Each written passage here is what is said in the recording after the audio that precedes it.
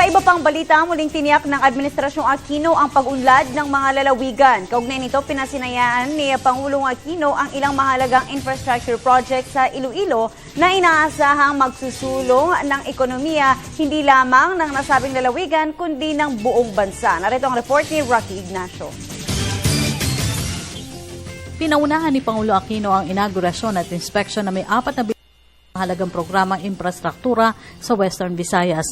Layunin nitong palakasin ang industriya ng turismo, mabilis na daloy ng ugnayan at kalakalan sa Western Visayas. Una na dito, inaugurasyon ng 2.1 billion pesos Iloilo Circumferential Road, Haro Bridge 2 sa Haro District. Sinundan ng inspection at briefing ng 700 million pesos Iloilo Convention Center sa Mando Real District na bahagi ng pagpapalakas ng turismo sa pamagitan ng paghikayat ng pagdarao sa mahalagang komperensya. Ang state-of-the-art Convention Center ay magiging pagkakataon na rin ng Iloilo na mas ma-accommodate ang idaraos na side meeting kaugnay ng APEC Summit sa 2015 kung saan host ang Pilipinas. Dumalo rin ito sa inaugurasyon ng 2-kilometer section ng mungkahing Senator Benigno Aquino Jr. Avenue Road Widening Project na nagkakahalaga ng 500 million pesos. Ang may mahigit 15 kilometrong bagong kalsada patungong Iloilo International Airport ang magsisilbing gateway ng Iloilo City sa iba pang bayan sa Western Visayas.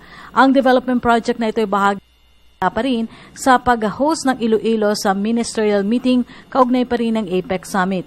Sa kanyang pagsasalita, sinabi nito na ang mga naturang proyekto ay patunay lamang na napupunta na sa tama ang pondo ng bayan. Malinaw po, tapos na ang panahong iilan lang ang nakikinabang sa kaban ng bayan.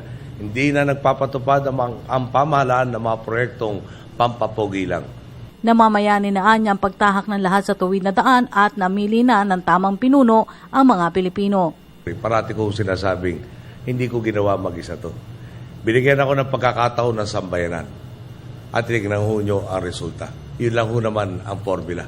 Piliin natin ang tama, tutungo tayo sa dapat kalagyan. Piliin natin yung talagang maglilingkod sa atin at hindi maghahari-hari sa atin. Panghuli sa schedule ng Pangulo ang inaugurasyon ng 170 million Iloilo River Plains o IRP Subdivision Phase 1 sa Haro District kung saan formal na itinurn over ng Pangulo ang may 1,000 low-cost housing units sa mga baryo. Inilikas sa mga pamilya sa mas ligtas na lugar mula sa ilog. Ang 100 milyong piso po nagmula sa ating 2011 Disbursement Acceleration Program o DAP. Ang nalalabi naman mahigit 69 milyong piso mula sa 2011 General Appropriations Act o GAA. Konkretong patuloy po ito sa pagiging epektibo ng ating sistema sa pagpopondo.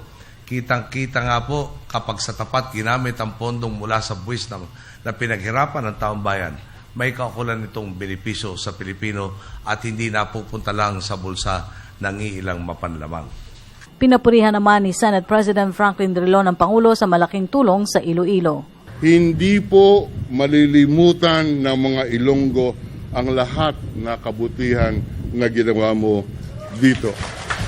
Para sa Telebisyon ng Bayan, Rocky Ignacio.